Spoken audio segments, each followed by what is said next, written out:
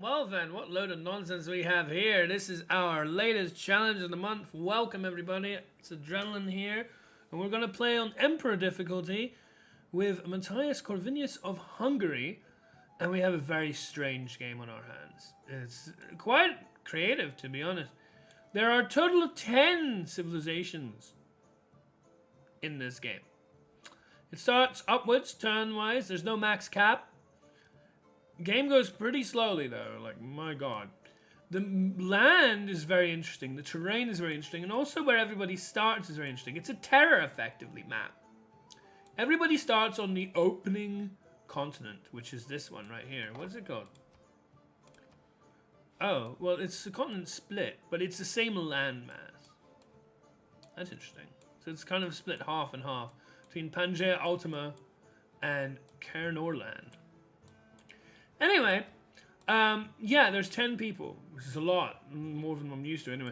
There's England, Japan, Spain, Romans, Egypt, Norway. In the middle, for some reason, there's Poland, Mali, and finally the Crete, which are also a little bit in the center. We've also been given like quite a bit of a start in some respects. Like we have all the tech of the first 3 eras all the way up to the Renaissance. We have a couple of, well, quite a few boosts for these, but you can see 106 turns is obviously no way to go about it. We do have ways of managing that, of course. We have a city with 7 population currently. We have a couple of units in a crossbowman and 2 skirmishers and a couple more settlers. Presumably everybody else has the same, which feels more like an AI kind of start, doesn't it? Because obviously in Deity, albeit this is Emperor, the AIs do get given after they settle another 2 settlers for free. So that is a thing. How we go about traversing this map? Well, there are a whole bunch of barbs that haven't been spawned yet, but will do once this turn passes. So trying to negotiate that and trying to protect our settlers so that they don't get immediately captured is something to worry about. Is to escort them with our units to various places. Also, how do we go about winning? It's relatively open. We have all various options available to us. And, you know, like I have ummed and ahed when I played this game throughout a lot of the different types. There's so much mountainous area, so there's so many places where you can get a really nice campus, like here, for instance, or even here. This is actually one of the campuses that I end up building with a geothermal fissure and 4 mountains. That's a really nice campus. So you're thinking, well, maybe science. Also, you may notice that there are no city-states on the main continent. There's a separate continent, are all the city-states. And of course, if you want to sue city-states, you need to be able to first connect with them and make your way over that. So that's really frustrating. Also, in order to negotiate and manage this plight of only 5 culture and 5 science, I reckon the best thing to do to start with, at the very least, is to have a Pingala that can help with that. So now we should hopefully in 5 turns get a little more reasonable towards researching anything. Here, we already have a choice of governments to make because we get given the first 3 eras. So I think I do start with autocracy. Because there are a couple of wonders I'd like to try and get over the course of this game. And, of course, like I say, barbs are going to be spawning imminently. And I do think that builders are very powerful in this game, particularly. It's quite possible we go for settlers here. We don't have any city-states yet, so this is mostly useless. We might as well go there and keep building our overall total so that when we have city-states to work with, we have a greater number of envoys to give them. Because again, here, look at this. 1, 2, 3, 4, 5 mountains. 1, 2, 3, 4, 5 mountains. Let's try to make use of these situations and put our settlements in places that make them work. So we try and take a settler over here, and then we also move north. Congratulations. So that we can try and take this geothermal fissure position for our settler. So there's that. Also, you may notice that on this particular continent, there are no luxury goods. That's because, like the city-states, all the luxury goods that you can get are over past the sea. It is a very, very strange game. It's very interesting. Also, because we're starting in like mid-era, whenever we settle, we get an additional population, we get an additional few tiles. It kind of tries to compensate for the, you know, the deficit in time from instead of being at the beginning of the game. But yeah, it's very interesting to look at, and we're going to go through quite the transitional changes as we figure out how to win this. Okay, as we always do, let's have a look at Matthias Corvinus' kit for this very strange, lengthy game. Alright, so also, by the way, before I continue, I just want to mention that this is Emperor difficulty we're playing as Matthias. If you choose to play on Prince difficulty, you play as Xiao III of Portugal. Raven King. Levied units gain an ability giving them +2 movement and +5 combat strength. It costs 75% less gold and resources to upgrade levied units. Not to buy them, but upgrade them. Weird. If you levy troops from a city-state, receive 2 envoys of that city-state. Gain the Black Army unique unit when the castle's technology is researched. I think I just go for the Black Army directly instead of that. Anyway. Pearl of the Danube. Now, this one cannot be understated. Or overstated. This one cannot be overstated. This is a really powerful ability for this particular game. There are tons of rivers. Now, granted, the weird thing about this speed, and really any speeds that are slower than my usual online speed, but particularly the slower you go, the ratio between building a district, production-wise and therefore time-wise, versus buildings is really skewed. It changes just dramatically. Like, in an online speed game, at least for me, it's comfortable between the ratio of building a district takes a bit of time, and then building a building is a smaller aspect within that district, so it's going to take relatively less time than it built the district. That to me makes sense, because the district is basically the canvas for everything, and then the individual buildings are individual parts within that. It's like build a computer and then add another bit of RAM to that computer, or something like that. You know, like you have a big computer and then you have pieces of it, like processor, motherboard, whatever. That's kind of like how it feels like to me. So it's very strange how in like this speed and other slower speeds, maybe even standard speed, the buildings are arguably a lot more difficult and require a lot more production to make than the district itself. Especially when you can just, if you end up getting an economy, and that's something easier said than done in this game too, mind you, whether you were Zhao or not. Maybe buying the building is faster in some cases, but again, because this is a slower speed, that's going to be heavily marked up as well to what I'm used to. But the plus 50% production to districts and buildings constructed across the river from the city center, that is such a powerful way of getting yourself online as quickly as possible. And, you know, you do have a city and it's size 7, but you definitely want to try and get yourself up to speed in this game because it's slow as it is anyway. That getting this sort of buff arguably is more relevant and useful with the amount of rivers that are in this map than the Zhao ability. Because the Zhao ability is giving you what? It's certainly not giving you production if you're doing international trade routes. Anyway, Black Army, Hungarian unique medieval era unit that replaces the Corsair, plus 3 combat strength for each adjacent levied unit. So you need to go to the other continent, levy those units, bring them back over with the buff to their movement, and then do anything relevant. Like, that's just way out of the way. I don't... It's never really that relevant. Hussar, Hungarian unique industrial era unit replaces cavalry, plus 3 combat strength for every active alliance. Now, that could definitely be useful. Because you can more than, like, befriend half of the AI, and then the other half you just go to war with. And you have hugely powerful hussars to take them down fairly quickly. Like, maybe the near half you go to war with. I definitely felt like that was a possibility. A lot more useful than the Black Army. Thermal Bath, a building unit to Hungary, plus 2 amenities and plus 2 production, extends to each city center within the 6 tiles. Thermal Bath. These bonuses apply once to a city, and multiple copies of this building within 6 tiles of the city center do not provide additional bonuses. Is this a replacement to the hydroelectric dam? What? Where does this even come in? I don't even know. I certainly didn't find it in this game. Is this like what the hydroelectric dam does? I don't. Is this what does it replace? It doesn't. Crucially enough, the one time I don't know is the one time it doesn't tell you what it replaces. The city centre do not provide additional bonuses. Yeah, within 6 hours. Yeah. This city receives +3 tourism, +2 additional amenities if there's at least one geothermal fissure in the city's borders.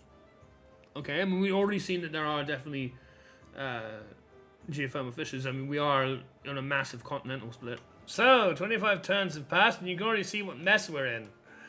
Holy moly, we have barbs coming around at us. Good thing that every time you build a city, you get nice, powerful walls to work with, so you can deal with this nonsense to some degree. But there's also more issues than that. We also don't have any gold. Like, I need to be trading things, and in order to make trades, I need to be building things like this iron mine. And I also need to be somehow finding a way to get this niter so I can start trading that. Because I think by trading strategic resources, we can actually make some sort of economy from that. We also have built a alliance with the Cree, which will hopefully give us, as you can see, they want 5 gold per turn for each diplomatic favor. So we could potentially, when we have enough, consider a trade deal with that. But we've made contact with the Cree, of course, because we are adjacent to them, and we've also made contact with England because we're adjacent to them. You join us back here on around turn 45. Another 20 turns have passed, and still we're running the same barbarian issues. We have more ships now. I am very much interested in the idea of a naval domination type game, but, well, let's take a better look at Japan. We know that Japan has 0 military strength, so there's nobody defending any of these cities, right? So without any additional defense of a garrisoned unit, this is 52 with ancient walls. 45 and 43, which is still pretty strong with just ancient walls. Not medieval, which apparently we already have access to. But that will no doubt be coming shortly. And if we have a look at the strength of our ships, they're 30s and 25s. How the hell are we expected to ever do naval domination in a game like this? Are we supposed to wait 36 turns? Because we're not really getting a musketman anytime soon. I mean, where even is musketman? Here, which takes longer. We might as well just do this. It's the same amount of time, but just double the length of it. So there's really like, I'm looking to try and find ways to do more domination games because I know that's the one win con I tend not to do, but it's just not really possible ever. We also take the opportunity to finally trade 40 iron pieces, 40 pieces of iron instead of 30 pieces of silver, for a reasonable return that also allows us to put our economy finally into the green. Also, you have these 2 barbarians that are going to take down this, which is kind of funny. And I say that's funny because we actually make quite good use of all the converted settlers to barbarians and then stealing them off the barbarians for our own gain. It's one of the major victories we have in this game as the Cree continue to get louder and louder in the music. And also pillage and wreck with their civilization. Another musketman's made. And there they are. They take that settler, and later on we'll take it from them. But in the meantime, we've now got ourselves +3 gold per turn. So I don't know what I've done wrong, and I guess this is just my story with this game regarding domination, but now I just want to show you something as to what my plan was. So the idea, as you probably saw earlier, was that we would build a number of ships, preferably at least, 3 quadriremes and a galley. This is a caravel, by the way. Into then promoting them and leveling them up when we got this tech into frigates and the caravel. As you can see with the frigate here, it does say that it indeed upgrades from a quadrireme. So quadrime into frigate. But it requires an awful lot of niter. We have the money, more than enough, but it requires 30 niter. However, we have 12 niter, not 30. So we have Magnus in this city, right? And what's amazing about Magnus is that he's supposed to give me black marketeer, right? Strategic resource costs, like the cost of niter, for units are discounted 80%. What does that mean? Because it sure as hell doesn't mean that it reduces the cost of upgrading this unit by 80% to like only 6 niter. Does it? That's what I was expecting. If it was only 6 niter instead of 30, I could then upgrade 2 of them. And in a few turns, upgrade a third and be fine. It still would suck because if you have a look here, they now have Renaissance walls. They now have 73 defense. Even a frigate is 45 attack strength, and the caravel is what, 50? 55? So I still don't really get how you're supposed to do naval domination ever, but like, what does black marketing even mean, man? Well, after our failed efforts with war, yet again, it amounts to nothing. What is it good for, right? We're gonna be saved by religion again! Woo! That's more like a win con. Sorry, everyone who loves domination, but I could not be more in opposition. Thank God we have Yerevan. We're going to be able to make it work. And that is through our lovely religion. We already have some apostles here. We're looking to clean and cleanse out the other remaining religions. We already got rid of one because the Cree had established their religion. We already have almost half of the civilizations converted, and in the coming turns, we'll get the rest done. Also, we have 1 turn away from Kotokoin, so even more wonders to be built, this time with a more religious goal to help support our aims. O ye who tread the narrow way, by Tophet flare to judgment day, be gentle when the heathen pray to Buddha at Kamakura.